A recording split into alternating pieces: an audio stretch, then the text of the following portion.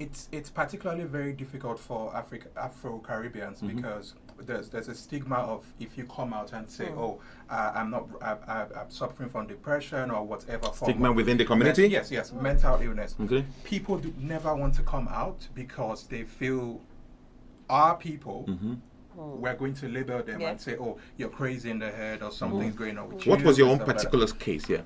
Okay, for me, depression or mental health, any kind of mental health disease can be triggered by anything. Okay. It could be a memory, it could be an incident, anything that has happened in your life. So for me, what triggered mine was I hadn't seen my dad for maybe 12 to 15 years. And then I went to Lagos, and Lagos is huge, but I accidentally bumped into him. Accidentally? Yes, on a Friday, and then he passed on a Sunday.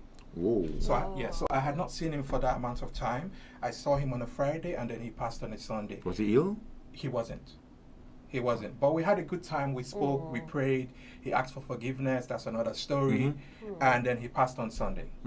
And so since from that day onwards, you know how Nigeria is. You have to do funeral and all that kind of stuff. After that, came back to the UK, everything went down the drain. I lost my job, my house, every single thing. Lost very important relationships in my life.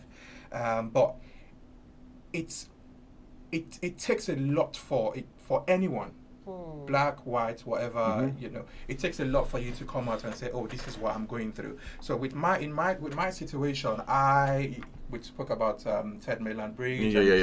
With my situation, Suicide was suicide an option? Did they cross your mind? It's okay. It's hard for me to say, but I'm going to tell you yes. People cannot give what they do not have. So it's very easy for a person to judge what they do not understand. True. And that is why there's a need for us to raise awareness in the community, for people to know what the signs are. So if I see somebody behaving out of tune, or, you know, we're talking about the signs or symptoms of depression earlier. So if I see somebody oversleeping, undersleeping, overeating, undereating, somebody who has a deep feeling of worthlessness, somebody who is very paranoid.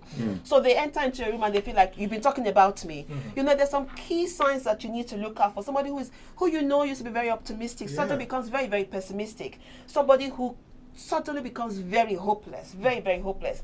Fatigue is one very common one, especially in the creative industry. So they're fatigued normally, naturally, but then they have to top up. So you see a lot of creative people with Red Bull and all the energy drink, and they think, oh, we need to continue with that, we need to continue with that. But caffeine is actually a depressant. Can you be rich and have mental issues? Mental illness, I use the word mental illness, is no race, no color, no ethnicity, and don't forget, I use those words specifically. No social status. More money, more problems.